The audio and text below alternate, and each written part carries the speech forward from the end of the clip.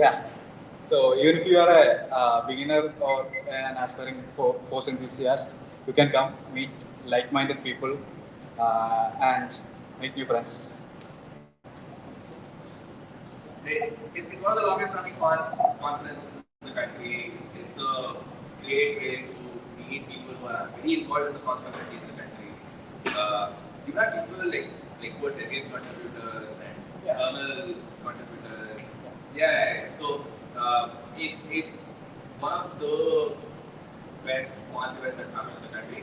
So yeah, if you want to talk or if you just want to go and have a 2 day event, 3 day event. So yeah, if you want to have a good time trying to get to participate in the open source community in India, FOSS Meet is a great way of doing it. FOSS United has been a very active participant in the FOSS Meet conference for a very long time now, and yeah, it's a good uh, work relationship that we have in terms of being able to support one another. Thank you. So we have three speakers who are actually here. The fourth speaker did not confirm, so I'm not sure if the fourth speaker will be here or not.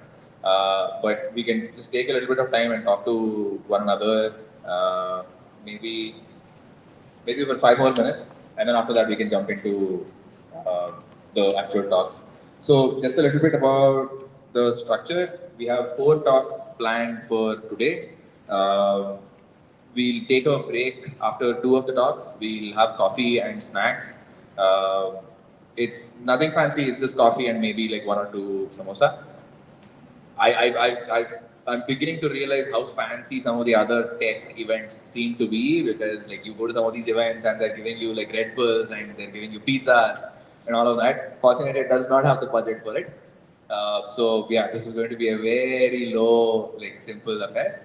Um, and yeah, we have time for like all of you to share about open source projects that you experience in a day-to-day life. Does anyone just want to like maybe talk about one open source project that they heavily use, maybe in their personal life or professional life?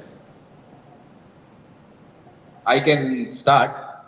FOSSunited.org. Hopefully, all of you RSVP'd for the event.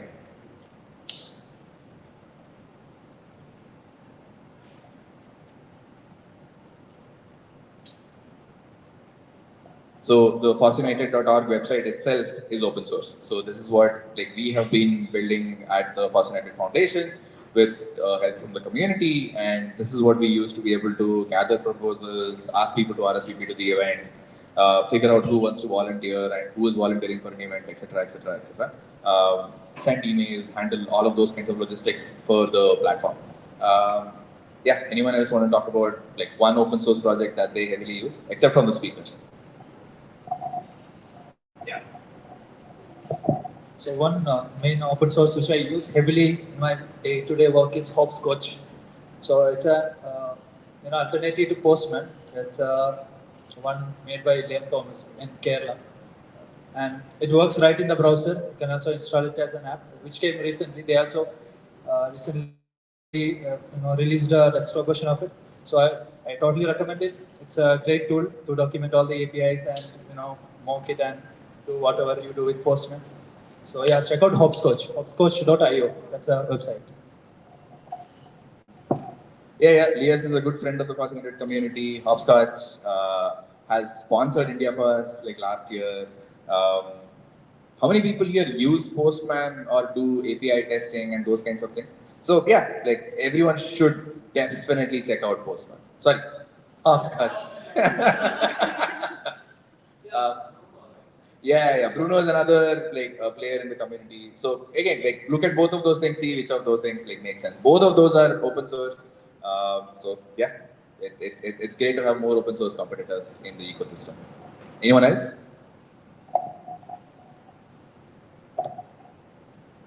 Another project I can think of is GitLab. So it's a version control similar to GitHub, and it's pretty similar. The UI is better than GitHub. I find it more interesting than GitHub. And there's one project organization, Zulip.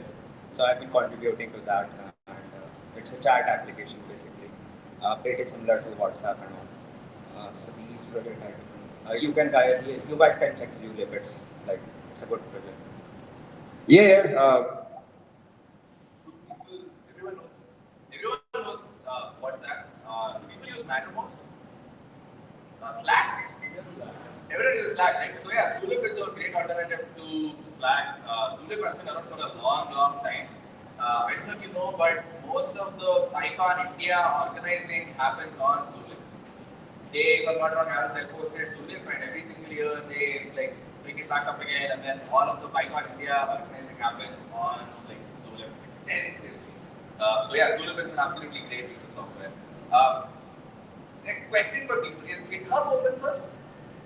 No, no, no, right? It's clear to everyone that GitHub itself is not open source. It just happens to be the case that GitHub has a lot of open source content. GitLab, on the other hand, is actually fully open source. I mean, they have enterprise sprinklings on top of it, but yeah, GitLab is primarily open source. Anyone else wants to talk about?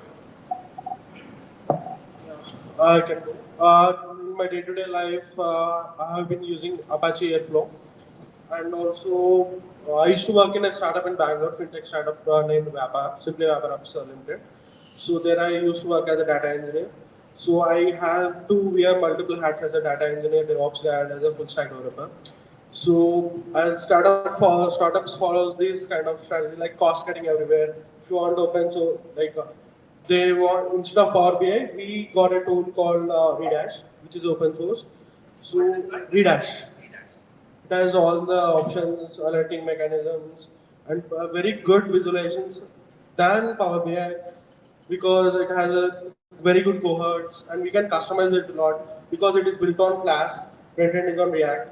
We can database coming to the database it is Postman, and I just downloaded it from the community and I have made a lot of changes in it so that it might fit into our ecosystem.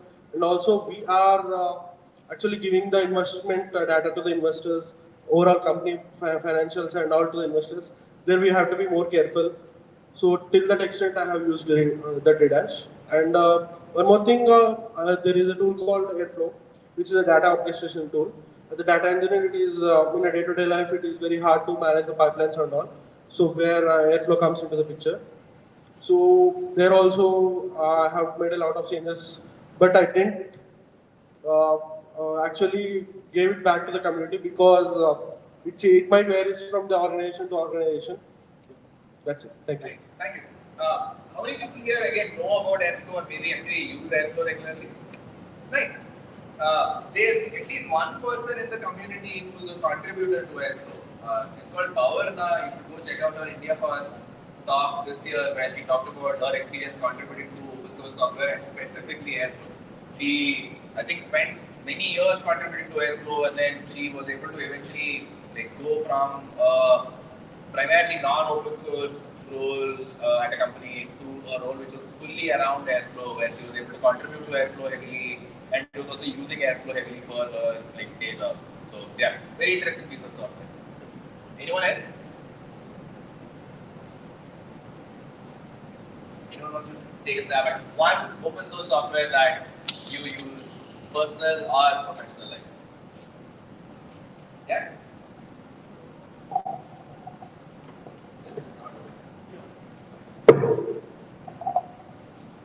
So there's this app called NewPipe. It's an alternate NewPipe. It's an alternative front end to YouTube. So basically, it has all the premium features of YouTube, but for free. It's fully free and open source. It's available on F-Droid. By the way, F-Droid is a open source catalog for Android, and you can download like most of the free and open source apps for Android from F-Droid. And the thing I like about NewPipe is that it doesn't have that scrolling feature. So whenever I open YouTube, once I start scrolling, I won't stop.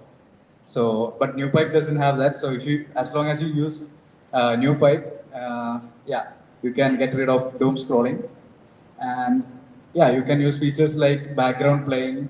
You can download videos, and there won't be any ads. So yeah, it's a open source front end for YouTube on Android. Yeah. Thank you. Actually, I sort of was hoping for a consumer open source app because everyone talked about enterprise open source apps or like professional open source apps. Yeah, one more consumer. Is Blue Sky open source? Blue Sky, no, it's ish. Ish. Yeah, yeah. It's ish. So the reason why I'm saying ish is because it's supposed to be federated, but it's federated in the sense that it has its own protocol, which is like still public and it's like mostly open source and everything. But there's still a big question of whether the standard is actually going to get adopted by the federated ecosystem or not. That is why I'm saying ish. Uh, yeah, Blue Sky is a social network, not X. There's a bunch of people who are jumping ship from Twitter to Blue Sky. I don't want to be on either. I'm happy staying on Mastodon. Uh, everyone knows YouTube, right? How many people have heard of PeerTube? Yeah, again, no points there. The meetup is being live streamed on YouTube, but we want to get away from it. So we are hoping that we'll eventually either use an existing PeerTube instance, which is free and open source, or we are just going to like self-host PeerTube ourselves, and we don't have to be live streaming or putting all of our videos on YouTube. We can just put it up on this thing called PeerTube, which is free and open source. And there again, it's this thing called federated, where multiple people who are all self-hosting PeerTube can all just hook up together so that they can say, hey, yeah, like we want to be able to search through the entire federated PeerTube network from like each of our instances, and you enable all of those kinds of things. One more or maybe two more people who want to talk about open source in their personal professional lives?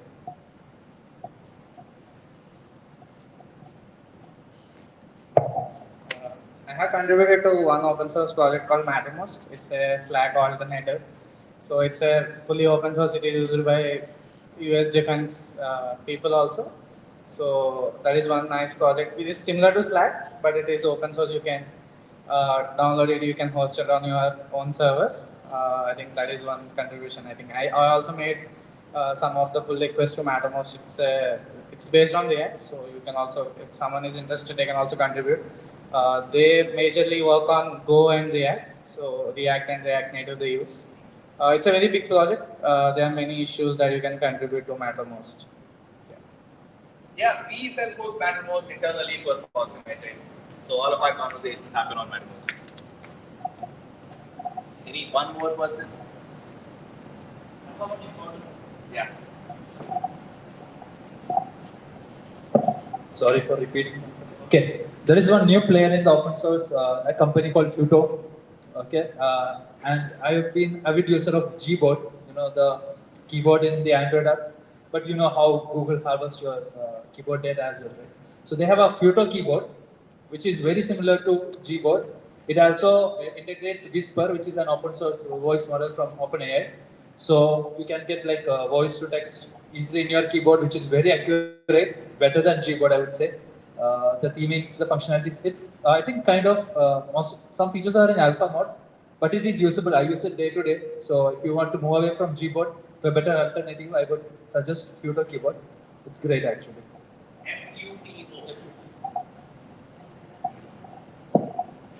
Yeah, I think we can continue this maybe throughout the meetup. I'd love to hear from more of you. But we can jump into the talks. Yeah. Our first speaker, he's a repeat offender at FOSS United Hyderabad. He's given about like what 4 or 5 talks so far. Yeah. Either I have a lot of time on my hand inviting him over and over again, or he has a lot of time to be giving these talks. So yeah, Sai Krishna, he'll be talking to us about air pollution and like what is FOSS about air pollution. You should go and check out his talk from last year's India FOSS and this year's India FOSS. Yeah. So again, India FOSS on our YouTube channel, he gave a talk on air pollution this year on different ways in which they've created open source modeling software to help you better understand air pollution science. And last year you talked about flood management in Assam, and again, like open source software that they created to be able to help disaster response. Uh, I think people can bring their chairs over here. It will probably be easier to see the slides, hopefully in that way, if you all don't mind.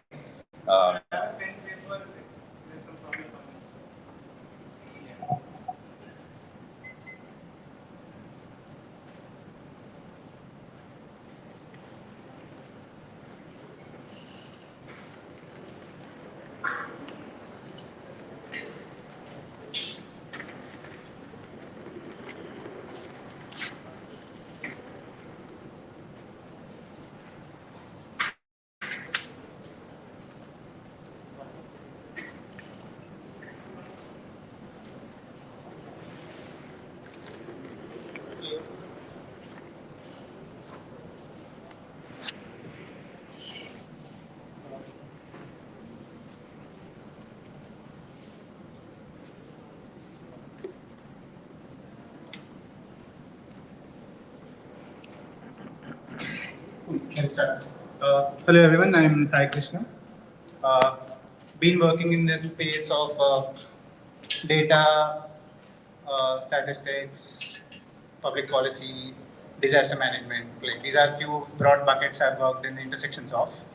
And last 2 years I've been working on air pollution at urbanemissions.info. And how I joined here is also some of FOSS only helped me join here. There is a Google group called Data Meet. Who is aware of it? No one. Okay, so it is I think about 3,000 open data enthusiasts in the country. They are in that group. So you'll see a lot of open data requests being shared in that channel. So whenever if you need any open data, like public data of the country, we generally go to that group and see that probably one of these 3,000 people would have asked about that data request already.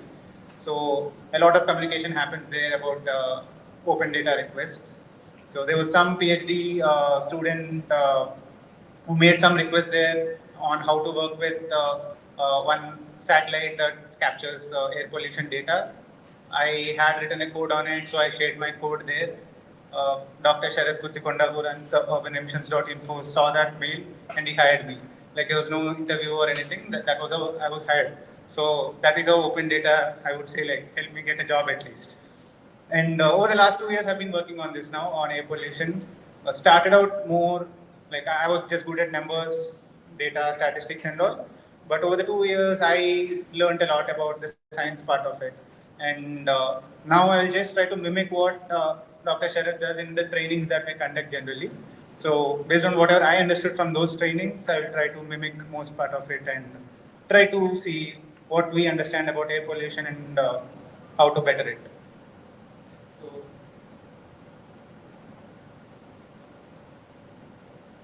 we'll start with yes, list some pollutants. I hope you didn't see the following picture, but what are the air pollutants that we know of? PM 2.5, okay. Yeah. Yeah. Methane. Okay. Not. I'll get to it.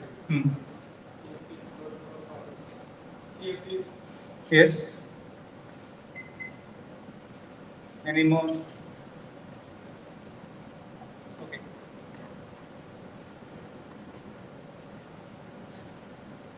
Okay. So these are the primary pollutants that we try to measure when I say that I'm working on air pollution. The quantity of each of these pollutants is what we try to measure, and that becomes part of our policy statements. Also, we want to reduce one of it, the concentrations of one of it, and all. But one major doubt I used to have, and I like literally found the answer to this very recently as well, is like I used to think somewhere climate change and pollution are same things, even very recently I got to know that these are actually two different things. And like at urban emissions, we generally say that we are only working on air pollution and not climate change. And why is that? So because one missing part of this thing is I think I got CO2 is not a pollutant. And why do you think carbon dioxide is not a pollutant? Because when we are speaking about climate change, we are only speaking about carbon footprint, and we are measuring everything in terms of carbon dioxide. like number of tons of carbon dioxide equivalent is what we try to measure when we are talking about carbon dioxide. But we don't measure it in air pollution. So why is it not a pollutant? These are linked to CO2. No, but when you say pollution, we are speaking about generally about humans. Because once upon a time, even oxygen was a pollutant that way. This great oxidation event where there was a lot of oxygen in the air and a lot of living species died because of that. Oxygen is a killer. We can use oxygen because I think you know biology better, I guess. This mitochondria and that uses oxygen to give energy. Otherwise, oxygen is a killer for any organic matter. So, but then why is carbon dioxide not a pollutant, given all the narrative about climate change? Not narrative, but yeah. They don't go to the stratosphere, maybe CO2 is trapped inside the atmosphere, it won't go to the, won't leave the Earth's orbit. That is there with CO2, but with many other gases as well. So the reason could be like in the current context or scenario, CO. I mean, this list is, I mean, it's not a fixed list. Tomorrow, if something comes which helps to convert carbon monoxide into oxygen, then even CO can be moved out of this list. Okay. So one thing, each one of these gases will eventually become carbon dioxide. It will undergo some reaction and eventually will become carbon dioxide. So it is said that for that reason, measuring carbon dioxide and carbon footprint is easier because take a longer time frame. Every emission will get converted into carbon dioxide, and you will be able to measure the carbon footprints, etc., and then link it back to climate change, how the Earth is getting warmed and all. But these pollutants, most of them are short-lived. Uh, and exposure to carbon monoxide for a short amount of time can cause death. But it dissipates, right? Like carbon dioxide comes out of vehicles also, but because of incomplete combustion of fuels. But it immediately gets converted into, it reacts with other pollutants. Carbon dioxide is not a pollutant because we actually emit, the concentration of the carbon dioxide that we emit is much more higher than what it is actually in air. So pollutant, basically going by the English word, it means the poison to your body. But so carbon dioxide that way is not a poison to your body at the current levels. These are the bigger poisons that we are dealing with. Carbon dioxide is in air, and we are only worried about carbon dioxide with respect to longer time frames, climate change, melting of the like ice at the Arctic. I think there's a recent news that ice at the Arctic pole is at its lowest right now. So all these are the like longer time frame consequences of carbon dioxide. But something that affects us on a day-to-day basis is the pollutant levels because we breathe in and these go there. A lot of health effects of these things. Our lungs get damaged. I think people have been to Delhi here, so we try to measure pollutant concentrations. We generally don't want to, we don't go to carbon dioxide, but again, each of this will get converted into carbon dioxide eventually. So when you're working on air pollution and trying to reduce these things, you're also working on climate change that level, but you're actually working on fixing the breathable air problem.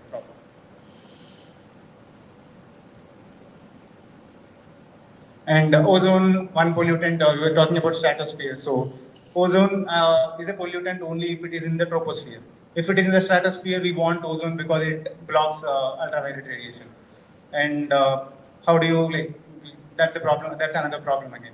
Uh, we are generating a lot of ozone because of, again, there's a huge chemical reaction that is happening to create ozone in the presence of sunlight.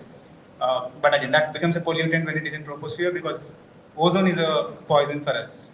But at a stratosphere where we are not breathing it, it protects us from the ultraviolet radiation. So that is a small difference between air pollution and climate change and how we can treat both the conversations.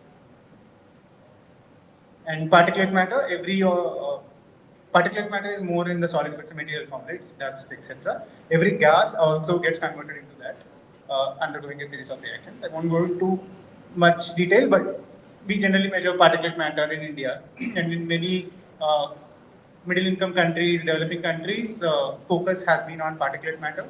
But in US, Europe, the focus is now more on ozone and other gases because somewhere they try to they address the particulate matter issue.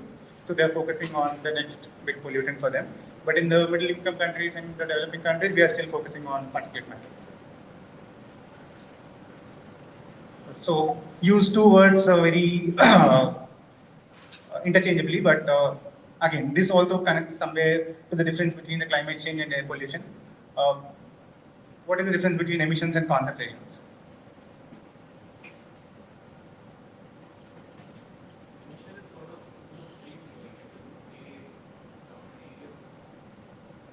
Okay. Hmm.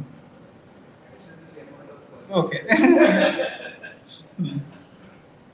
Uh, so again, in the climate conversations, etc., the unit of measurement has been tons of carbon dioxide equivalent emitted per year. Anything like the time scales might vary, but you generally focus only on that.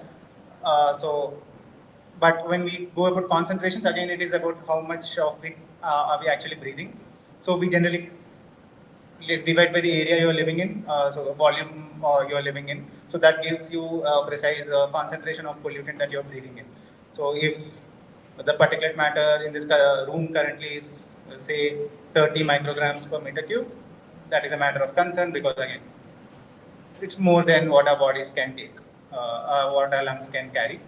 So, but the concentrations will give you the value that you should worry about. Emissions, even if you emit more, probably the concentrations could be lesser, depending on various factors. I'll go into it next, but it is not a straightforward thing. It depends on weather factors as well. So yeah, so how do you calculate those emissions? As simple as you have an activity, it can be uh, calculating it. Say a city has 20,000 vehicles, and the average speed of vehicles in that city is 20 kilometers per hour. So emissions factor is again a simple factor. Just the ratio of if I drive my vehicle for 1 kilometer, how many grams of carbon monoxide I'm releasing with respect to carbon monoxide. Every pollutant will have a emissions factor, and people do research and find what this factor exactly is. But that factor will help you measure what the emissions are. So if I want to make a simple calculation, like about if I want to calculate what is the total amount of carbon monoxide I'm emitting in Hyderabad, or nitrogen oxides that I'm emitting in some other city. How do you go about measuring these things? Simple equation, try to measure all the activity that probably generates these gases and then multiply it with the emissions factor. So what would be the answer for this? Like here I want emission rate, so not just grams of carbon monoxide, but probably grams of carbon monoxide per second or something. In the interest of time, should I go ahead? Wait. Yeah, somewhere. So activity into emissions factor. Activity is my number of vehicles into average speed. I have 20,000 vehicles in my city, each traveling at 20 kilometers per hour. So if I want it in a grams per second unit, I'll do those conversions. And so this city will emit per every second, it is emitting 300 grams of carbon monoxide. Now, is it big or small? Like, is it how you can't make a statement on how dangerous it is or is it acceptable unless you answer the question of concentrations. This is emissions that okay, your city is emitting 300 grams of carbon monoxide per second. So to go into concentrations, like, there is much more sophisticated modeling where a lot of partial differential equations, etc., even I don't know. But generally, we start with a simple box model where, okay, that is your city. You have wind. If there is no wind, the pollution will increase a lot because whatever you emit will stay there. And in a theoretical case, that will become infinity that way because you keep emitting 300 grams of carbon monoxide every second, and it is staying in the box. It's staying in this room, not going anywhere. So your concentrations keep increasing, and that's what basically happens in Delhi during the winter seasons. Your wind flow, there is a meteorological condition supporting high concentration of pollutants. The wind flow reduces during winters, and you continue to emit more actually in winters because there's a lot of burning that happens, a lot of vehicles, etc. and that increases your concentrations. Yes. Actually, if we solve for this, I think we'll understand. The wind speed and the geographical condition in the north versus the south, how that actually helps pollution. Yes. That's a bit. Yes. So let's consider this as Delhi only, and if that box is Delhi, and we can't change the area cross section of Delhi, that is fixed. The only two things that can change in nature are like in nature only it's that U, which is the wind speed, and H is the mixing height. Mixing height again is depends on day to day. It's a layer of atmosphere beyond which your gas cannot actually escape into. You were telling about that as well. Like certain gases probably can't go above and all. It's not even tropospheric limit. Within the troposphere only. In winters, so basically, as you go up, temperature has to reduce. Uh, but mixing height, because of the again meteorological conditions, there will be a layer in which temperature keeps reducing, but then there will be a warm layer again. So your gas will go till that point H. After that, it can't escape into the space.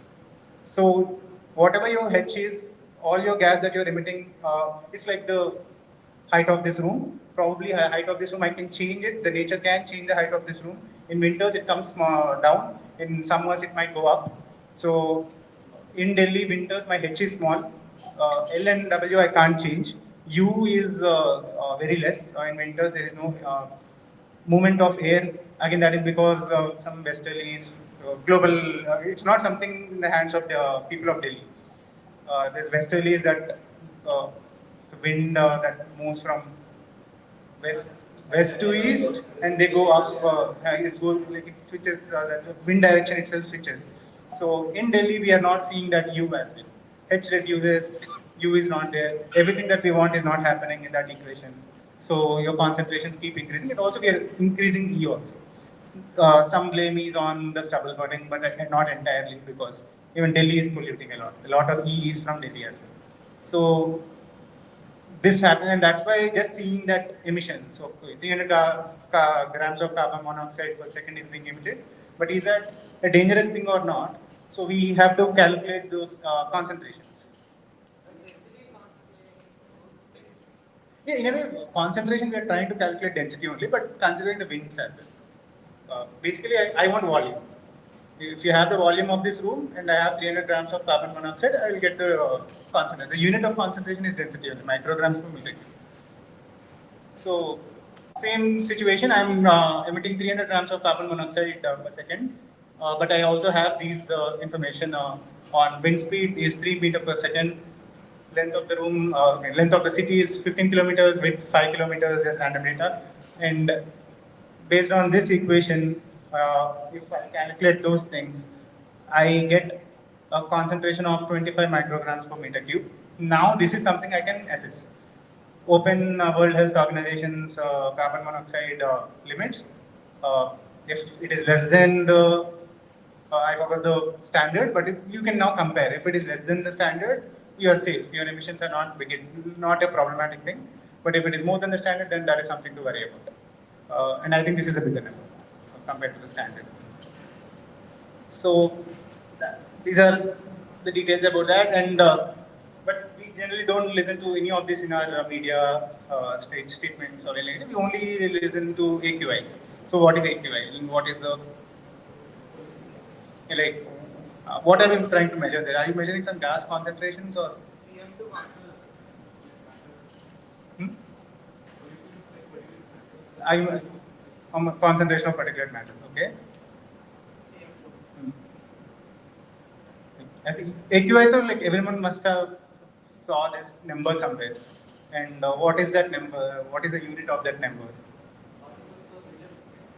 Okay. I'll go. One, there's no unit. AQI is a take all the pollutants that we have mentioned before. It is a complex equation. Even I don't know. I've been working on it for 2 years. Like, and it changes from country to country. India calculates AQI in its own way. Every country does some magic there. The idea of AQI is not to give you concentration. The idea of AQI is to give you that simple color-coded index for citizens to understand that, okay, air quality is good or bad. It is not about concentrations. So also AQI depends on the most dominant pollutant that day. In this room, probably PM 2.5 is not that important matter because we have purifiers, etc., etc. But what if there is ozone gas which purifier is not actually dealing with? Uh, so on that day, when ozone is a primary pollutant, dominant pollutant on that day, my AQI equation will show that, this today AQI is hazard, it is in red because of ozone. And if you open CPCB data, there's an AQI bulletin every day for every city wherever there's a monitor. I'll give some, I'll show something about monitors. But every day you will be able to see where these monitors are and what is the dominant pollutant on each day. So that's why it's unitless, because every day the pollutant varies, and it is just a color-coded index we try to create. 5 minutes. I'll quickly just show. So these are the, again, I'll just get into the data part now. This is about concentrations that we want to measure. How do we measure these concentrations? Primary sources, emissions data I've showed you. So we try to build those emissions inventories for each city. Like I physically scan each city, try to find sources of emissions, and then that gives you the information on activity. Multiply that with emissions factor from the literature, you'll get emissions. From that emissions, you go calculate concentrations. So that's one way, and the other two ways are just find monitoring data. I'll show you some data like how that is being collected, and there is satellite data. That is how a monitor looks like. There's a small air inlet from which there's a filter. It collects all the gases. It goes to a laboratory, or now there are advanced monitors where all this analysis happens within the monitor, and every 15 minutes it can give a data point. Yeah, how many monitors are there in Hyderabad? We have 11, but that's still less. If you, whenever you search for AQI on Google, you will see the list of monitors.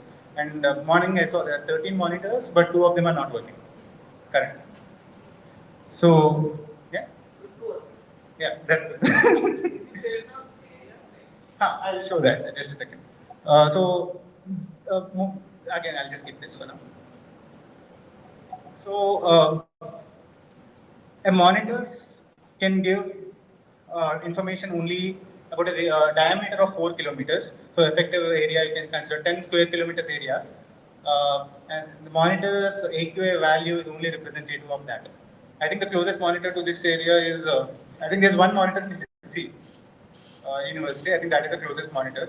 But HCU is a forest. And fourth, like 10 square kilometers of area there, you will get a very good air quality value. And if you really think you're breathing that air, that is not what we should do. So that's why we need more monitors, and that doesn't mean HU should not have a monitor. So we need, there are generally 3 to 4 clusters of regions in every city. You need background area. We just want to see if there is no pollution, what is the air quality or like pollution concentration, because that is something you can't change. So you need few monitors in such areas, and HU is one of it. And you need few monitors in industrial areas. You need few monitors in commercial areas. That is when you'll get a good sample of air quality in that city. And there is a rule of thumb by CPCB that there should be one monitor for every, I think, that grid sort of thing. Yeah, so based on those recommendations, Hyderabad should have somewhere close to 36 monitors or something, but we have only 11.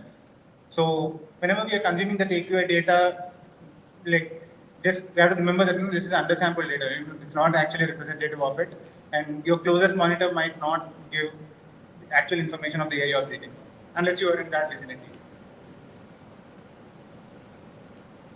And I don't know if it is visible. Like that is what the sample is basically, right?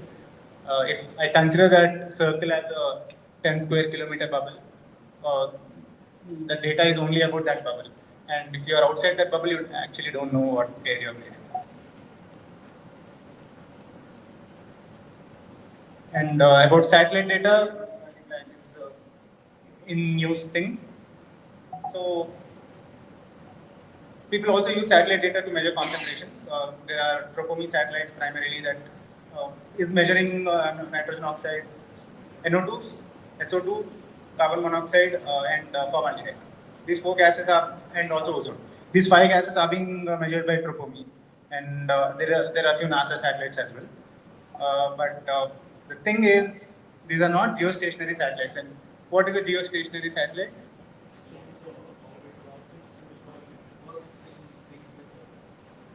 So at any given point, like it is watching only one place on Earth.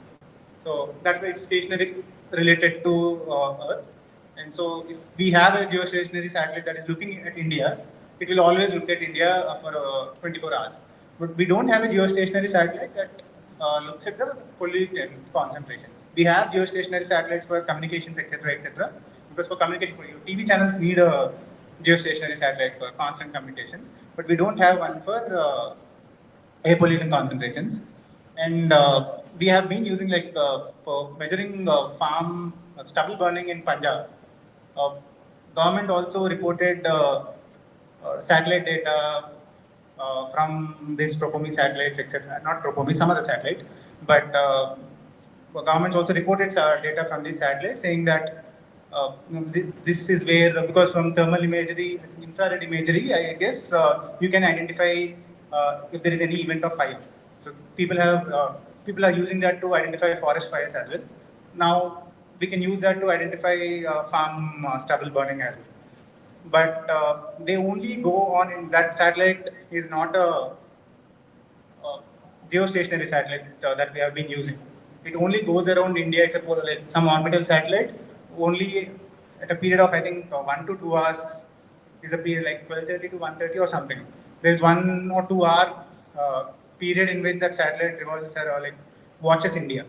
So if you burn your fire after the satellite has gone, your satellite is not catching forest fire, and that is reportedly what has been happening recently. And also, like, the other stories that government also like wants farmers to do it because you can't you can escape reporting it. But if you like, this is a Supreme Court thing because Supreme in the recent like last 1 2 months. This has been a hearing in Supreme Court as well that government should now report data from geostationary satellites because there are issues with this and farmers are actually probably burning their stubbles after 3 o'clock. And by the next satellite pass, the stubble is already burnt, so it's not picking up any fire. So yeah, so these are a few issues with our data sets. I think I'm out of time, so I will not go into. I wanted to show the.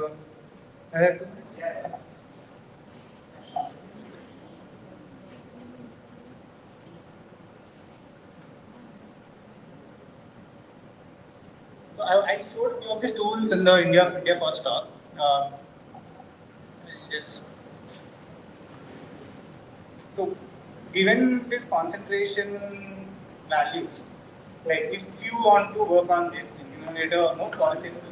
Forget the science part and everything, but once given these understandings, you want to talk to your city municipalities or on like how to work on these things. So we created a lot of tools there on our website. I'll just show a very simple tool that we try to make a streamlit application with it. All the tools on our website are currently on Microsoft Excel because a lot of solvers were there on Excel. I told you that India was also, but if people can take those tools and do build more open source tools with it, like very happy to do. Because most of the users currently use Excel only, so we build it on Excel. And Dr. Sharat has been doing it for a very long time. Uh, so a very simple application is again concentration, a little more nuance into it. I don't care about concentration in an area where there are no people. A policy maker will only care about concentration where there are people. So the World Health Organization again reports particulate matter concentration. It should not be more than 5 micrograms per meter cube. That's the World Health standard, World Health Organization standard. Like that's the safe limit. India's standard is different. We maintain that 40 micrograms per meter cube is our safe level. So whatever it is. So how do we calculate that? We this 40 or World Health Organization's 5 is actually population weighted concentration. So say I have three zones in Hyderabad and I have population of those zones. We simply calculate a population weighted concentrations. These concentration values, you can get them from the monitors maybe, have a good sample in each of the zones, or get it from satellite data, or build your own emissions inventory, and you will get those concentration values. Population, sensors, etc., whatever, get those values, and then you will get the population weighted concentration.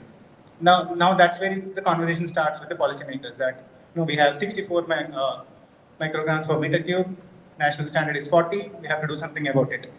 And then you can start playing with this reduction. So where should I actually reduce, as a policymaker I have constraints, so where should I reduce my concentrations so that I will reach my ideal standards. So I can play with those numbers. Probably zone 1 has a lot of industrial areas. And if I have to reduce my concentration in zone 1, I have to shut down industries. And is that a step as a policymaker I can take? So these conversations will start then.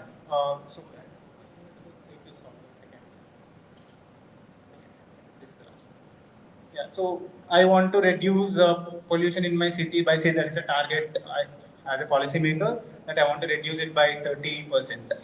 And this solver uses linear programming. I won't go into depth now, but a simple solver where, so I want to reduce by 30%. I have three zones, but I know my constraint that I can't reduce pollution by more than 40% in any of my zones. If I have to do that, probably I have to ask people to go out of the zone only. So that is my constraint. Given these constraints, given that target, that 30% reduction is my target, these are my constraints, then these are my initial concentration values, that is 66.9. And if I have to reduce it to 40, okay, with 30% reduction, it will go to 46.8. And to do that, linear programming will can have multiple solutions. But one of the solution is that, okay, given this scenario, probably I should focus only on zone 2 and zone 3. And that is when I can reach my target. Like that is one of the ideas, one of the solutions available, and I need not touch my zone 1 uh, given the data. So we created my minimum tools. Can go into source apportionment also, which is given a pollutant, what is the source of this pollution? Is it from transport? Is it from waste burning, etc.? For waste burning, we try to create another tool. So for every sector, there are 9 sectors, I think: waste, transport, what else?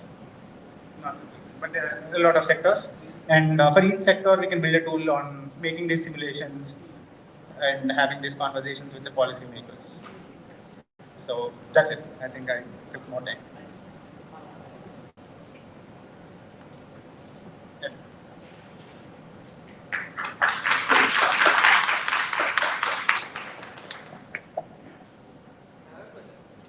Apple tells us like every year they use the carbon. Every year Apple announces a product, they say 100% carbon neutral. Okay. What does that mean? Like, I really don't understand the carbon neutrality ESG norms much. I don't know. But I've read about a lot of greenwashing being done, not with respect to Apple, But in generally about this ESG reporting. every year Apple announces that going to start with this carbon So neutral. there is this carbon credits also involved. So even if I pollute, uh, there is something called carbon credits where if an industry is not polluting, like the simplest understanding I have, if anyone knows better can correct me or I can actually explain this better. Uh, uh, every industry has a quota of how much you can pollute, and if you are polluting or not pollute, emit, this is about carbon. So if you are emitting less than that, so if you have a quota of say 100 tons, and I also have 100 tons, but you employed all solar, etc., technologies, and you are emitting only 50 tons. So you have that extra 50 quota, and you can put it in the market as carbon credits. I am a bad guy. I am doing 150, but my quota is only 100. I'll buy the 50 from the market, and I'm carbon neutral, even though I'm doing 150. You are also carbon neutral because you sold your kg extra 50. So net we are still limiting 200, but we are still carbon neutral. Sai Krishna is still available, so you can keep asking questions. I just want to add a little bit of like context to the talk and to the Hyderabad chapter in general. Um, I am somebody who cares about the problems. It's the problems and the problem domains which I find the most interesting. And like, this is definitely a controversial thing to say in a FOSS community. FOSS is just a tool. Because there are a lot of people who are deeply attached to the philosophy itself. And again, I fully agree with the philosophy. I am on board with the philosophy. But at the same time, there are a lot of interesting problems that people need to work on and are working on. And FOSS is a way in which we are solving those problems. And it's very important to understand the problems themselves. There are a lot of us who are working on very interesting problems, but we don't talk about the problems enough. Like all of us focus solely on the solutions, and we hype up the solution. Like, oh my God, there's this new, awesome, amazing open source tool. You have to use this. That is the only thing that you use to solve any of these problems. What is the problem? It's okay. The problem doesn't matter. You just use the open source tool. So I think like what I am hoping to do, what we are hoping to do at least in the Hyderabad chapter, is bring a little bit of a focus back on the problem. We need. So what I wanted to do is that to access your own video streams in your own communities or like offices or your own houses and build AI ML solutions on top of them. So that is the problem statement. And also end of the talk, hopefully you will able to gain knowledge to apply this knowledge to build your own solutions on top of CCTV. Because I see that it has a very niche area without many people contributing to it. So like app development is there, chatbot development is there these days, but I don't see much video analytics, open source solutions or companies happening around them. So I would like to proceed to the first slide. So, like I said, these are the CCTV feeds. If you see, if you come to the car studios, also you can see small cameras outside, right? So again, mobile cameras we have in our phones, and embedded cameras means with Raspberry Pi you can buy a Raspberry Pi camera and attach to it, and robotics projects which we might see in BTech side and all.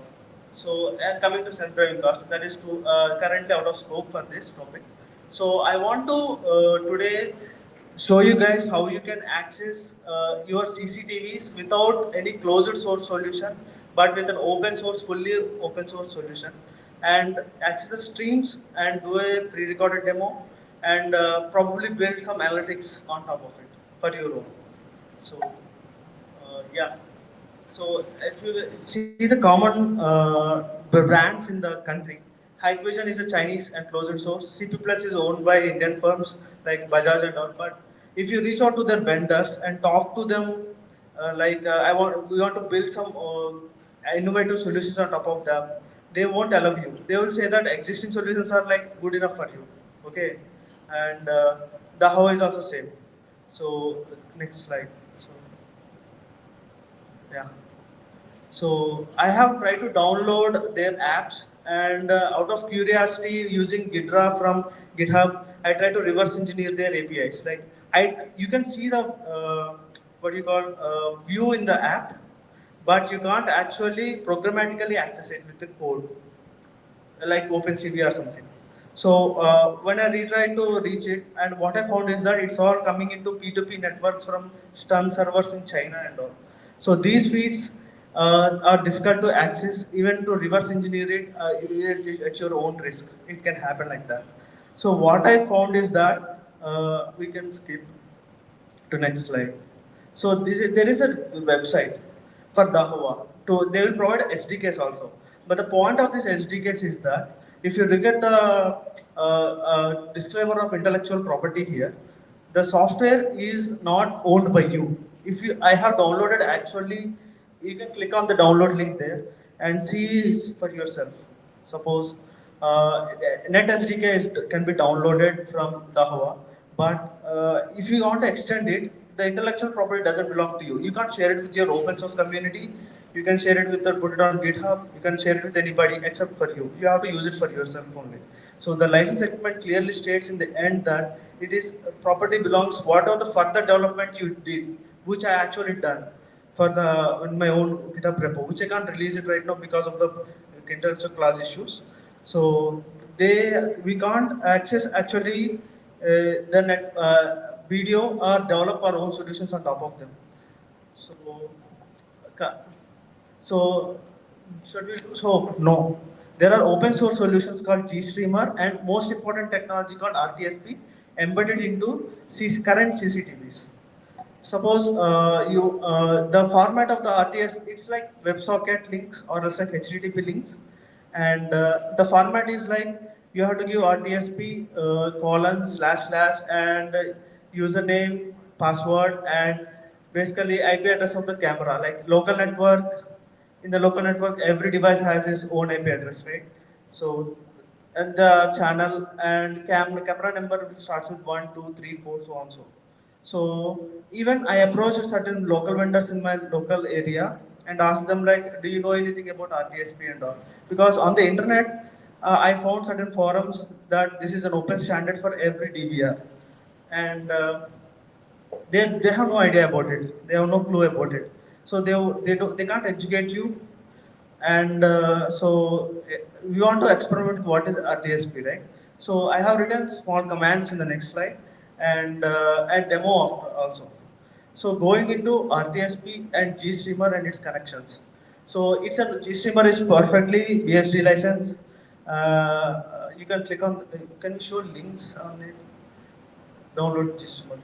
Yeah, we can. Yeah, it is GStreamer is license is there, and we can go to download GStreamer. It's available for Mac, Ubuntu, Windows, and every like operating system, even Android. You can put it on your phone, access your stream cameras, camera streams on your phone, and send it to the remote machines which you want to work on, basically.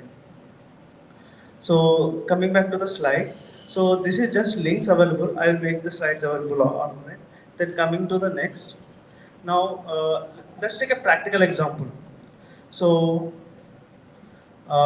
you have a CCTV camera, and this is more like my. I have what I've done is that I have taken my phone, installed RTSP app, which means it turns my phone into a camera that is publishable link. And with that, I have this is the root that starting command gstreamer launch command, and RTSP source means where the link that we form with the provided by the camera or the CCTV. So it's the TCP client sync is that it's the private server that you want to send it to as a private remote machine, public IP remote machine, and you just start it from your command line. Now. Uh, Yeah. So and continued, and in the remote machine you launch the second command, and immediately the stream from your local machine will skip to the remote machine, and immediately the files will get dumped. Live video feed will get dumped into the images, basically. So these are all the just terminologies that I have written. TCP server source is nothing but it's run on the remote machine side, and the HTTP 64 is the format. It's a compression format for the videos, basically. So we can go into depth. So I want to show the recorded demo, pre-recorded demo. You can maximize the screen also. So I'm yeah. You can click on it and you can maximize it. Yeah. So this is the server. I'm just removing whatever the already existing files, and I'm starting the server command on the server side, SSH the server, and after coming back, progress. So at the local side, I'm starting the stream, and okay. So it starts, and immediately it starts sending the stream, and stream is, if you can look at this, the stream is currently time stamped. So, and I went into the another debug session and started observing the files that are in uh, this local to remote dot jpeg, it keeps coming. So the live stream that is present in the remote CCTV can be accessed with another machine. So what are the applications? So are we just interested in sending the streams, or else we want to do analytics on top of that? That was the question. So just accessing a video stream from one machine to another, you already have apps for that. But what I want to build is that AI applications, open source AI applications on top of CCTV basically. So coming to the next slide, this was a demo. It's open on YouTube. You can look at it. So there are three frameworks that are currently available in the market, which I have no. So that is GStreamer is available, and Intel has come up with a new framework called Port of GStreamer. This is called DL Streamer, and DeepStream has actually come from NVIDIA, but NVIDIA has licensing restrictions. End user license agreements are there. It's not fully open source. It is tightly integrated into CUDA and its own proprietary hardware. And DL Streamer is very active, and you can just see the command. The command is crisp, but it's already analyzing the photos and faces of the video that is presented. Now coming back to the slides. Uh, so yeah, just next slide. So I want to give an example. I think we skipped a slide. I guess. Yeah. So what I tried was that I had a previous startup which I tried to do CCTV plus AI, where fire detection was the use case. So I wanted to do fire detection with help of live streams, CCTV, and alert users with WhatsApp or Telegram. And on that, we basically had a problem of accumulating frames. So maybe it was too depth. What I want to do is that this streamer directly sends one frame by frame out of the live video feed. Now you want to accumulate the frames into a batch and run your own model on top of it. Like it's like a video. You want to collect the frames and do some single operation on top of those frames.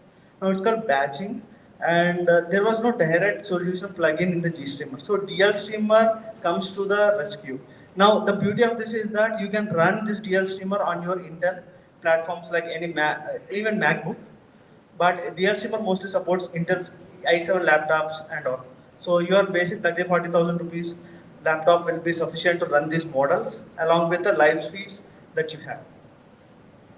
And coming to the next scenario, I'll be presenting a small code snippet, which I'll walk you through, guys. Suppose you have, this is the single, all that needs to run your own live video analytics is required, that is that single command, that from command line. You don't need to write long lines of framework, or else like not even plugins also.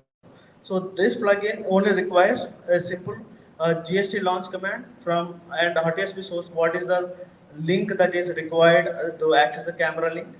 And from there, it takes care of converting that live video feed into the single individual frame images. So live video feed is something but a compressed format, zip file format, something along lines. So that way. So you have to write a class and you have to take the function process frame, and you just have to write with frame dot data in a context manner, and from there you can export this what you call frames images into any message queue or message broker basically.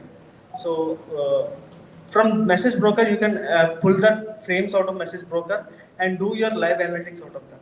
So it's kind of empowers us to run video analytics applications.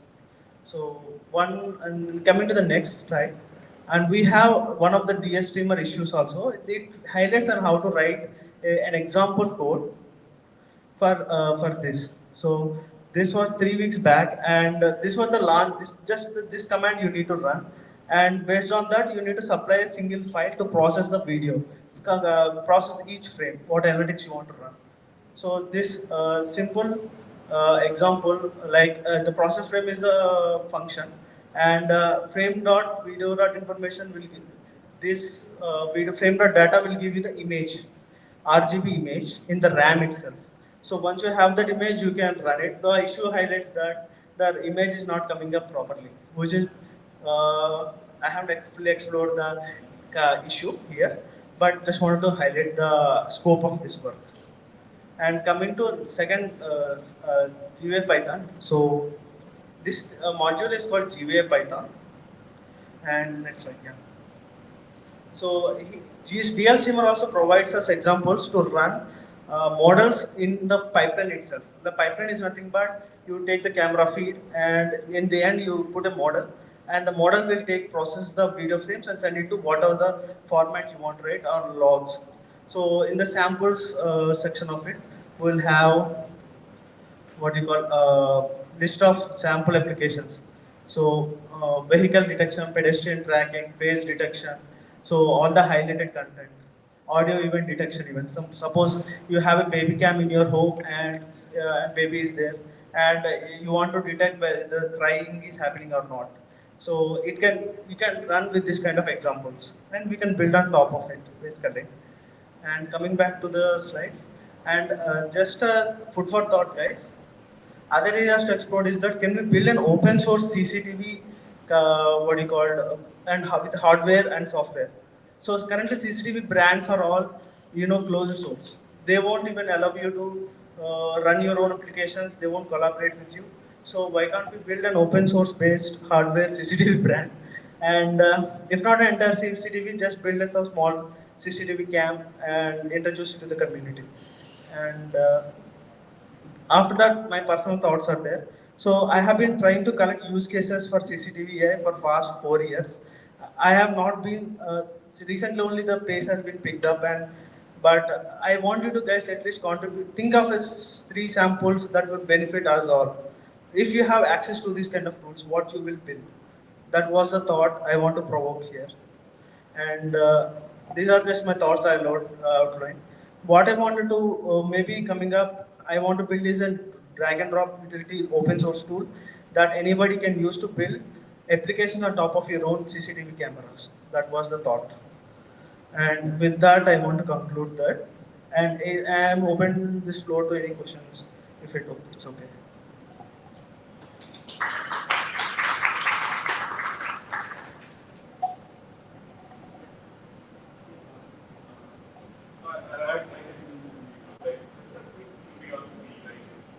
Let's say apart from nanny cams or other security cameras, Yeah. how would you be able to find the credentials of the port of that particular camera? It is written outside. It's actually written outside of. It's printed outside their cams actually. Yeah, you can set it up following the instructions. So you can do that. So instructions with that instructions you can set your username and password from starting from there you can build all the applications you want to using GL Streamer and DL Streamer basically. And for the port, is it like a generic port or The port is configured based upon whatever the manufacturer sets, and it is available for you to find. And there are open source tools to figure out Nmap to figure out what are the open ports in your network, and you can find out that. One way is to do that. But mainly I want to do is that enable people and spread the awareness that CCTV is not a closed source system, and basically AI is advanced enough, open source AI is advanced enough that we want to build applications on top of that. We want to see and nurture this area basically. That was the idea. I am open to more questions actually. RSTP, real-time streaming transport protocol. It's like HTTP and WebSockets, but RSTP is an open standard for cameras, the CCTV cameras. It's a standard, like RTSP It's an open standard. No, and there are several companies. There are successful companies, certain built upon RTSP plus CCTV plus AI, and they're catering to commercial area space in the industrial area space. Like if you are a worker and if you are not wearing a hat, it might be a liability insurance. They will detect with the CCTV camera and alert, make a note of it. Some of the use cases are there.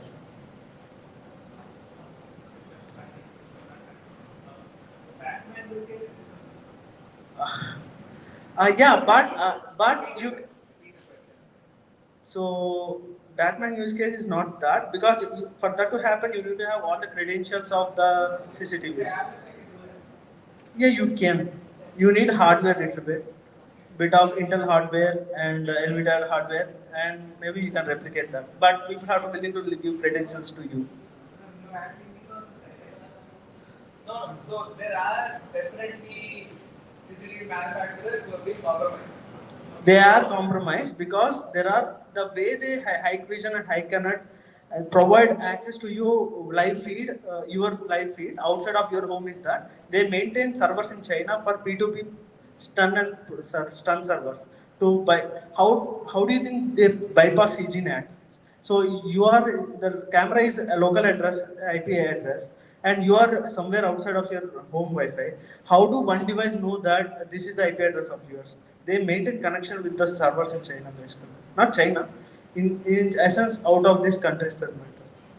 Even without that, right? So for example, there are a lot of home modems and Wi-Fi routers that are compromised.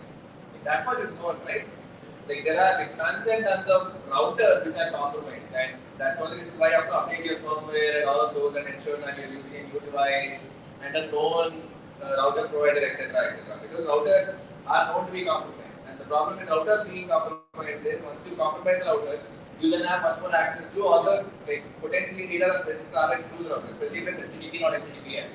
So the same way you compromise a CCTV camera, you now are able to take over like do some of those things where you set up a live stream where you're capturing all the data on your own and then doing other stuff.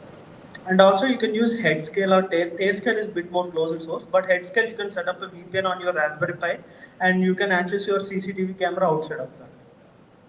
Basically, some of the solutions I can think of technically, but the goal is to know that everybody can build this so that more solutions and ideas come up and basically this ecosystem should foster. That's my idea. Like this is a very well-known standard. So, for example, at my last job, we were working on an application where cameras are monitoring animals which are being used to study drugs. So, before we get drugs, animals are really experimented like with the drugs to ensure that okay, fine, like there are side effects, etc., etc. What dosage do you give, and so on and so on. And one of the things that was being done was you use a CCTV camera to monitor if the animal is healthy or not. So you have a CCTV, you set up an RTSP screen, you push it to the cloud. There's AI models running in the cloud to evaluate whether the animal is healthy or unhealthy. And then you do the exact same thing, you send a notification to people who are working in the lab, the clinical researchers, to tell them, hey, look, the animal isn't healthy, go and like, tend to it immediately. Instead of somebody constantly running around the lab where they're observing like hundreds of animals which are being like studied to be able to evaluate these drugs. So yeah, these kinds of RTSP plus AI applications are incredibly valuable. Thanks. This is Mohan's first time at FOSS United Hyderabad. Is this your first talk? So another big round of applause. It's his first talk. Thank you, Mohan. We'll take a short break and then we will end up at Arpit, who will be helping us understand public policy and all of that fun stuff. Yeah, again, Hyderabad is a bit weird in compared to FOSS United. We try and go for breadth of topics instead of going deep and only talking about technology. Yeah, we can just take a little bit of a break. There'll be water available at the end. Yeah. Yes, yes. So we'll take a photo now because we always forget at the end of the meetup, and then we can take a break. We will come back at 5, do our talk. Is Kedar here? Yeah, the last speaker isn't here, so we'll end the talks with Arpit, and then after that, I think we can just have a networking session, like just amongst ourselves. Yeah, thanks, folks. We can take a break. Yes, yeah, picture.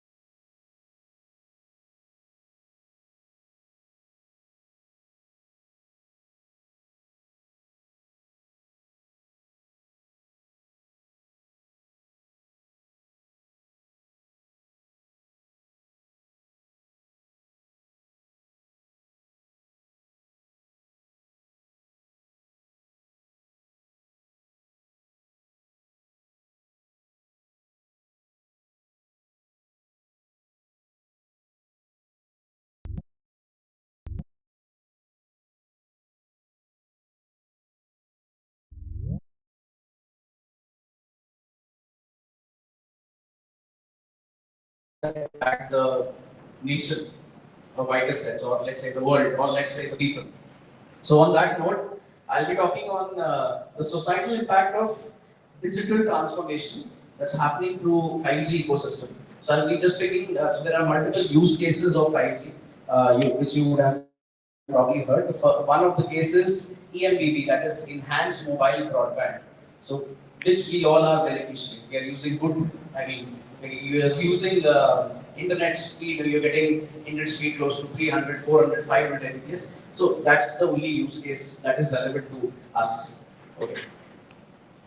So this is the a small statistics where we can see Geo has beaten China Mobile recently in the mobile data traffic. So that's kind of a thing to be proud of as well. That we are the biggest contributors to the mobile traffic. And Airtel is not far behind. I think it's fourth or fifth probably. So combined, see, we are competing with China Mobile. So because we have defeated them a few months back in population, now we are also defeated them in mobile data traffic. So I'm not sure it's a good thing or not. Coming next. So what do we watch on? This much data we're consuming. What do you think we're consuming every day? Brain rot. Which is the most popular app that you use? Ah, yeah, Instagram probably. What do you watch on Instagram? Reels. Okay. What kind of reels do you watch? What? We watch FOSS United reels. Anyone who watches tech-related reels? Okay, scarcity. I think maybe 1 or 2% few, or let's say 5%. So, what? Whatever algorithm feeds based on what you have watched. So, so what people you follow, what friends you have, what they forward to you, correct? So it's full network and it's a recommender system that recommends reels to you. A few AI jargons that I've recently learned. So next, if we go, so most of the social media, if I talk, what social media do we consume? So out of 700 million internet users or mobile internet users, 80% plus use WhatsApp, which is kind of a utility app. So that's okay. I mean, as long as you're not using for spreading hatred via your WhatsApp university groups, till that it's okay. I mean, your video calls and all that stuff. Next, we have Instagram. That's also close to 80%. And Instagram's popularity indirectly increased when TikTok came down, at least in India, because Reels, concept of Reels got popularized with Instagram, and subsequently there are other apps. Going to the next, now the problems that we have been facing of late, like these are few news articles, few are genuine news articles, and few are probably created from somewhere. I mean, created news is general. I mean, news is genuine, but the clipping is created. Like for example, social media rots your brain, stuff related to that, and then cyber security related issues, cyber squatting, or you are deceived by some other person who's on the other side. So all those things are happening. Moving on to the next, what's the solution? So Australia has been in news recently. If you've been following news, so Australia has decided to ban social media for kids or humans below 16 years of age. But do you think it's a viable solution? How many of you support this ban? Okay, so I'm sure all those who are supporting this ban are the guys on Instagram, comments you write, are we saving trees for this generation? You've seen these comments also, like you guys frequently go out and comment, okay, a 10-year-old kid with his girlfriend, they're running here and there, and then you go and comment something, are we saving money for this generation? No. So of course, the ban is not the solution, definitely. So even Australia is considering it, and they have given around 12 months to study about this decision in detail and how it could be implemented. Because you cannot put people in jail straight away, and the onus to decide whether it is implemented or not is on the organization. For example, Meta. So how does Meta take care? I remember when I was using Orkut. At that time, I was not eligible to use Outlook, Orkut, not Outlook, sorry. But I could fake my age, right? I could reduce it to 1985 and create my account. So that was a possibility. So if that, and India, you already know it's very hard to implement a policy due to many reasons. One of the reasons is the vast population and there are very less number of people who are actually enforcing it. So Australia does not face that kind of problems, but still. Okay, so moving to the next slide. Now I'll come to the introduction. So yes, there have been significant developments, especially last 5 to 10 years. I would rather say since the launch of 4G, basically when Geo came into the picture. So you saw digital transformation through EMBB that I was talking. So e-learning that has been, how many of you graduated or were studying during COVID? Studying anything? Okay, most of you. So why that was possible? Because we had internet. I mean that good quality internet. 4G was available. Not everyone had access to the broadband. Mobile banking, the UPI. Now do we even see cases related to agriculture, where earlier we just had programs on the Doordarshan channel. Now you even have specially assisted farming that's happening, and there are in future there are more use cases where UAVs and specialized tractors that will be assisting the humans. So I mean there are various cases in agriculture. You have a bunch of it to study, but the moment we come to social media, the culprit of this broadband, mobile broadband, the one biggest culprit is the social media. Why? Because it involves how humans interact with the machine, or what choices we make to use that technology.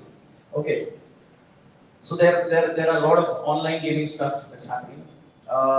There are frauds, gaming frauds also, and then you are busy in those betting apps. Let's say in a cricket match, more than the toss, people are interested in making a team. So like in Dream 11 and all those stuff. So it's not only you're losing money. It's not just the money part that is involved. It also involves your mental space. So more than the cricket match, you are interested in the other stuff. Okay, so Government of India revised the Information Technology Act, where they brought in intermediary guidelines and digital media ethics code in 2021. So I'll be talking a bit on it. I'll just pick a few things what India has been doing.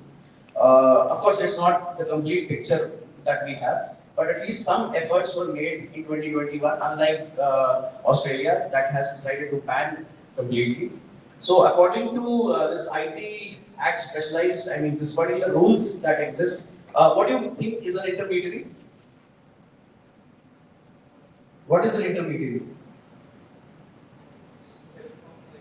Oh, if suppose I am accessing some content on Facebook, so Facebook is intermediary kind of. Understood?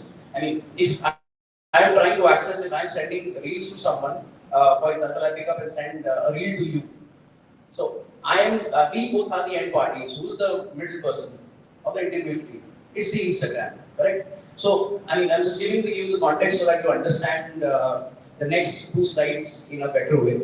So coming to the just two details of this IT rules that were added in 2021. Uh, so these were the areas that have been addressed: due diligence, grievance redressal, content restrictions, and respect for constitutional rights, social media intermediaries, and online gaming. So there's a document that talks completely about these in detail. I'll just pick two of them and try to tell you what's exactly going on and what are the problems associated with this rule that has come up. So coming to the due diligence by intermediary, the intermediary, the organization, let's say the Instagram or Meta, let me be very generic. So they have to comply with the service agreements. That means they need to specify what is the content or what is the category of the content. So you would have seen YouTube comes with only for kids. Like if you upload a video, there's an option that whether this video is for kids or not. Okay. Similarly, the categorization is an important thing that's part of due diligence. And next thing is they should be able to, they should take out, take down the content within 36 hours if there's a order by the court or if the government asks them to do. And they need to assist the law enforcement authorities and whatever they are bringing it down or if they are blocking any content, they need to store it for 90 days as part of the process, the legal process that is there. And they should also have a grievance redressal mechanism. And intermediaries with registered users above a notified threshold. So, for example, they have specified a number. Like, for example, this particular application or this particular app has, let's say, 100,000 or 1 lakh users. So, they should have a called, they will be considered as SSMIs, like they are significant social media intermediaries. Okay, moving on to the next part. So, just a detail on SSMI. So, SSMI should be able to identify the first initiator of the information. So, WhatsApp, I send something, you forward it to someone, they forward it to someone else, you share it in a group. So, it's the responsibility of the SSMI to identify who was the first person to share that photo or video or a piece of text, let's say. So, it's the responsibility of the SSMI. It could be technology-based measures, like it's again, here also, the onus is on the organization to decide how do they figure out what's the source of the information. And there is one last thing about it, like there will be orders that will be issued on specified grounds, like whether it has to be prevented, detected, or investigation has to be taken care of, and those cases should be very specific to national security, public order, and sexual violence. And this law or this part of the act should not be used in generic sense. Like you should not straight away go that someone is spreading hatred, and it's hatred as per a particular person. You cannot go ahead using asking the SSMI to figure out what's the source of the information. But I'm not sure how this is actually being used currently. So, they also specify it should not be used if the originator could be identified by less intrusive means. Like if it's possible to find the first person better, there's a logo or something, you need not go into the traceability part. So that is the problem of this particular part of the act, which is traceability. So I'll be talking two problems. With that, I'll be closing the talk. One problem is traceability. So what do you mean by traceability? Yeah. And what we'll be doing in order to do that? We'll be figuring out a map. Like suppose if the information that last person has posted something, it should identify who all have shared. So establishing the trace will consume, basically not consume, it will take away the privacy of all the intermediate users. Okay, so next. Yeah, that's what I mentioned. What's the problem with traceability? One is if you are forwarding or if you are sharing, so that storage is an extra overhead.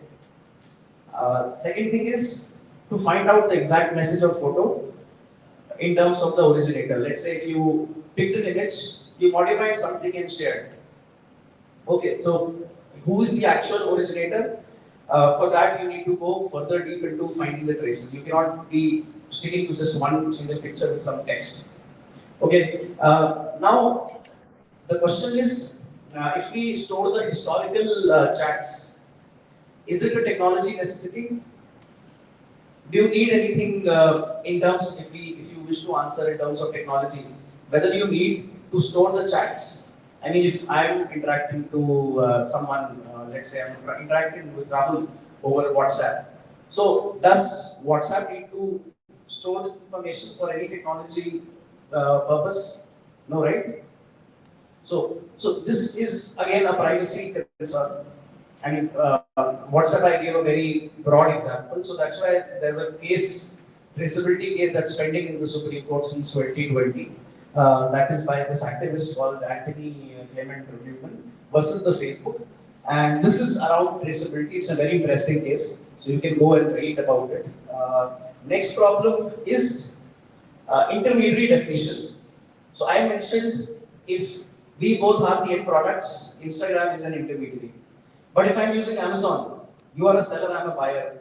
Even Amazon is an intermediary. Okay? If I'm sending, let's say, if I'm calling you, we are the endpoints, telecom company, that's a mobile network operator, that becomes an intermediary. So, are they specifying anything specific to what exactly is an intermediary? That is one point that's missing in this, the Act. It does not give a concise information of intermediary. So they mentioned SSMI, a product that is being used as an intermediary for more than, let's say, 1 lakh people. So of course, Airtel has 1 lakh, more than 1 lakh. So will we hold Airtel accountable to dig into how many calls were made or where was the SMS forwarded? Or let's say Amazon, if we ordered something and the seller is, let's say, some person who should not be selling. Okay, so that definition is not very clear. So that's what I mentioned. Email service providers, e-commerce platforms, video conferencing platforms, and internet telephony service providers. They all, the picture is not very clear for these set of organizations. So it's not just the social media. Even these come under scanner of this particular act. So we do not know how to solve this problem. Hence, I am closing it by saying that, yeah, this I wanted to say. So you can read, privacy is no more a choice, but a responsibility. A responsibility for who? For us also and for the organization as well. So that's why I've kept it open. So that's all. Like I'm not talking about the solutions. Like there are multiple solutions to how to provide alternate methods in terms of that addresses both the things. So I talked about what social media you are using and how government is trying to track that. So how to address that? So there are multiple solutions. One on the technical front, also we can have many solutions, or in terms of, I would say, awareness. For example, we all know who was the day before yesterday or yesterday there was a news about that the 18-year-old guy who won chess championship. We all know. Okay, but after 1 year we may forget. But if you see that one little guy who's enacting on Baba and roaming here and there on Instagram, everyone remembers that, and you will be remembering even after 1 year. So why is this happening? So I'm trying to bring in the awareness thing. How are you promoting your heroes, especially in that age group? So it's not the problem of the child. So he is innocent.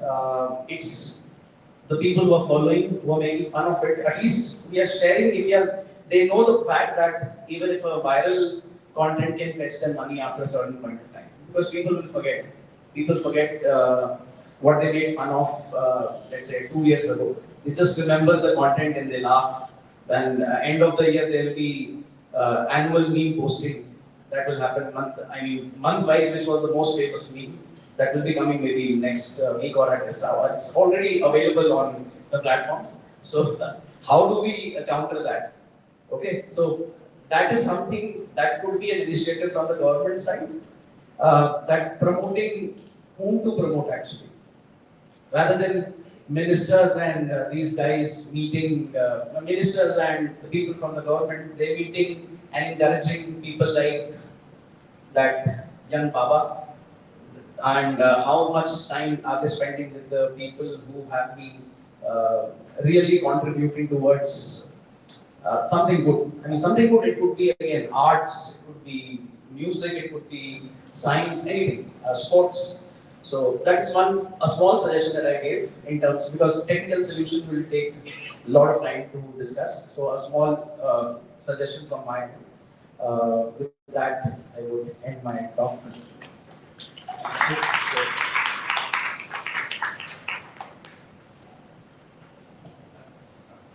Yeah, again, if you have any questions for Arpit, I'm sure he'll be able to, he'll be happy to answer. There's one note which I want to make about tech policy. Uh, all of us are here because we heavily use software. We heavily write software. But most things in life are not software. Most things in life either are directly using software, or most things in life are heavily influenced by software that somebody wrote. And most software is not FOSS. That is the truth that all of us need to be able to comprehend, understand, and actually see what we need to do about it. Because there's a lot of people who simply want to be able to pop out and say, so it's not my responsibility that I'm writing software which is imposing on someone else's privacy. That's not my responsibility. My manager told me this is the feature to add. I'm adding this feature, right? There's a lot of times when developers, individual developers, they sort of put their hands up and say, look, it's not my job. I mean, it's not like the manager, the VP, like, there are a whole bunch of other people above me who said, no, we are going to implement this feature because whatever reason. But it's us at the end of the day who know what the fundamental FOSS philosophies are, right? Like, who know fundamentally what we talk about when we say free software. Like, we're talking about freedom, we're talking about all the different freedoms that are afforded to the users of the software. So it is in that sense that tech policy is something that all of us need to have at least in the back of our minds. No civil engineer is going to intentionally build a building or a bridge that is going to break, that they know is going to break. So why is it that we are intentionally building systems that are potentially going to be abused, that are very easy to abuse, that are very easy to be able to take advantage of? Like, why is it that we are building systems that either are self-certainly enabling or indirectly enabling all of these things? Why is it that we are not trying to push back against things which are being built that are privacy intrusive, that are taking away some of our fundamental rights, using open source software, which is supposed to be, like, the whole point is to be able to support user freedoms. So it is in that sense that discussions on tech policy especially are incredibly relevant, and it's something that, again, in my personal opinion, all of us should have in the back of our minds. How many people here know about ACN, the Association for Computing Machinery? Yeah, sadly not a lot of people. ACN, for example, is one of a few global organizations which actually has a code of ethics for software developers. So there is a Hippocratic. How many people know what the Hippocratic oath is? Yeah, one non-doctor doctor. So the Hippocratic oath is about like what doctors are supposed to like follow in terms of not hurting people, right? Like the doctors have like a code of conduct for for the medical field as a whole. We don't exactly have like something of that sort. A lot of professions, civil engineers have a professional code of conduct that they all adhere to when they graduate and they start like working for organizations. We don't really graduate and then have like, hey, look, as a computer science graduate, these are some of the fundamental things that you should be worried about. And organizations like ACM put out these things. They say, look, here is a code of conduct which makes sense for people in the software industry and is being created by people in the software industry. So it's important to make ourselves aware about what is out there and how these things are being used, how open source is having an impact on the technology policy in India and around the world, and how technology policy actually has an impact on us. There is on paper a policy in India that is supposed to promote and use FOSS for everything. On paper, there is a policy in India. Does anyone want to guess when that law was passed? No, you don't know. Any guesses on when India passed this law that says that like, the government is going to prefer using FOSS for anything and everything? Any guesses on when that law was passed? 2017? No, it's even older than that. What? 2010, 2015. 2015 was when like the thing actually became a rule. But is that actually happening? I don't think that's happening. So why is it that again this is something that Arthur alluded to? We have a lot of good policies on paper that are supposed to promote FOSS. Tech policy in India that is supposed to promote FOSS, but that's not actually happening. So why is that not actually happening? So all of these things are important for us to like, try and think about because it's not sufficient for us to keep doing these meetups on a regular basis and say that okay fine we'll get like maybe 10 people or 20 people every year who are going to become FOSS enthusiasts and then promote open source software. That's not sufficient. There needs to be an on-the-ground movement like this, but at the same time, we also need to be able to push for policy changes right at the top. So, yeah, that is a little bit of a glimpse of how Hyderabad meetups usually go. The next meetup is going to go live today, hopefully as soon as you all head back home. We are trying to do meetups every second Saturday of the month. There's a few companies who are already hopefully interested in hosting the next event. So we'll try and tell you within a few days when the next event is going to be, where the next event is going to be. And we are always open to new speakers. Thank you again, Mohan, for your first talk, and thank you for like showing up at the last minute, giving the talk. We want to promote new voices in the open source community. We desperately need new voices in the open source community, and we want to be a community that actually helps you find your voice. It takes time for you to be able to do talks, be in front of people, figure out the content that you want to talk about, and then develop your own way of communicating these things. So it takes time, and we are more than happy to be a community which brings in people, which gives them an opportunity to be able to give talks, and yeah, hopefully figure out what their voice is. So we hope to see new faces next month giving talks, and if any of you are interested, please reach out to us and please consider submitting a proposal next month. Thank you.